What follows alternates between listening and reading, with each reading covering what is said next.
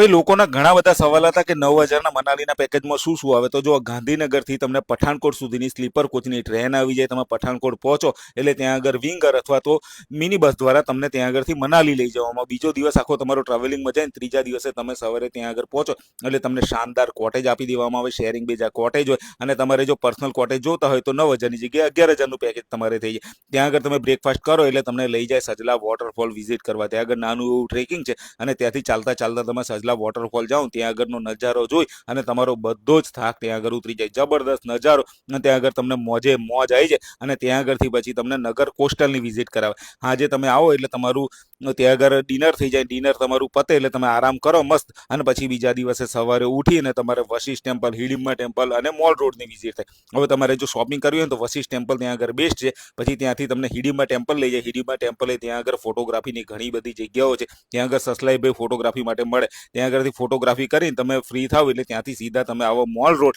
Mall road ઉપર પણ તમે શોપિંગ કરી શકો. પણ હું તમને કહું કે મોલ રોડ ઉપર શોપિંગ થોડુંક મોંઘું તમને પડશે. પણ મોલ રોડથી તમે શોપિંગ ના કરો પણ ફરવાની જબરદસ્ત મજા આવશે. અમે ત્યાં આગળ તો ગરબાઈ કર્યા હતા ભાઈ. અમને તો મોજે મોજ ત્યાં આગળથી આવી ગઈ. અને પછી આખો દિવસ તમારો એવી રીતે પતી જાય. પછી રૂમ પર આવી અને તમારે ડિનર કરીને સૂઈ જવાનું. સવારે વહેલા 5 વાગે ઉઠો એટલે તમને ત્યાંથી લઈ જાય સીધા જ કોકસર બરફ જોવા માટે. હું ત્યાં આગળથી તમને ભાડે કપડાં પણ અપાઈ દે અને ભાડે કપડાં તમે ત્યાં આગળથી પેલા બરફના પહેરી અને ત્યાંથી તમે આગળ વધો અને ત્યાં આગળ બધી એક્ટિવિટીઝ હોય. એક્ટિવિટીઝ પણ તમારે પોતાના ખર્ચે કરવાની રહેશે. એટલે અમે તો ત્યાં આગળ જીપ પ્લેન કરી હતી, સ્કી જેવી એક્ટિવિટી કરી હતી. પણ ભાઈ જીપ પ્લેનમાં જે જબરદસ્ત મજા આવી છે આ શબ્દોમાં એનું વર્ણન જ ના થાય.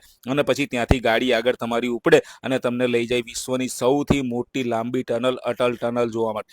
ભાઈ અટલ ટનલની આજુબાજુનો નજારો જોઈને તો તમારી તબિયત તો ખુશ થઈ જવાની છે. ત્યાંથી અટલ ટનલની અંદર તમે પ્રવેશો એટલે 9 કિલોમીટર લાંબી અટલ ટનલ જોવાનો જે લાવો છે ને સાહેબ, આ હા હા જબરદસ્ત લાવો છે. અટલ ટનલમાંથી જેવા તમે બહાર નીકળો ને એવો તમને પાછા બરફથી છવાયેલા પર્વતો જોવા મળે. અમે ગયા ત્યારે બરફ ઓછો હતો પણ બરફ તો જોવા અમને મળ્યો. ત્યાં આગળથી અમે ગયા કોકસર અને કોકસરમાં ભાઈ બરફ તો ખાસો એવો હતો. ત્યાં આગળ પણ અમે ઘણી બધી એક્ટિવિટી કરી. ત્યાં આગળ મજા આવી ગઈ. ત્યાં આગળ ફોટોગ્રાફી માટેની જબરદસ્ત જગ્યા છે. અને ત્યાં ઊભા હશો ને ત્યારે તો તમને એવું લાગશે કે ભાઈ અમે તો જન્નતમાં પહોંચી ગયા છે. અમે ગયા ત્યારે સ્નોફોલ થયો ને સ્નોફોલની મજા અમે તો લીધી હતી.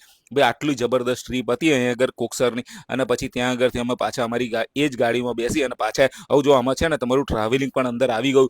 તમને આ બધા સાઇટ સીન કરાવે છે ને બધું આ 9,000ના પેકેજમાં જ રહેવાનું છે. તમારે એક્સ્ટ્રા પૈસા નહીં આપવાના. ત્યાં આગળ ખાલી તમારે જે એક્ટિવિટી કરી હોય ને એના જ પૈસા આપવાના. પછી છઠ્ઠા દિવસે તમને સવારે વહેલા ઉઠાડી અને રિવર રાફ્ટિંગ માટે લઈ જશે. રિવર રાફ્ટિંગ 10 કિલોમીટર લાંબુ રિવર રાફ્ટિંગ થવાનું છે. હવે એ છે ને એ ટૂર વાળાના ખર્ચે રહેવાનું છે. એ તમારે રિવર રાફ્ટિંગના પૈસા નથી આપવાના. તમારું રિવર રાફ્ટિંગ પતી જાય એટલે તમને ત્યાં આગળથી કસોલ ગુરુદ્વારા અને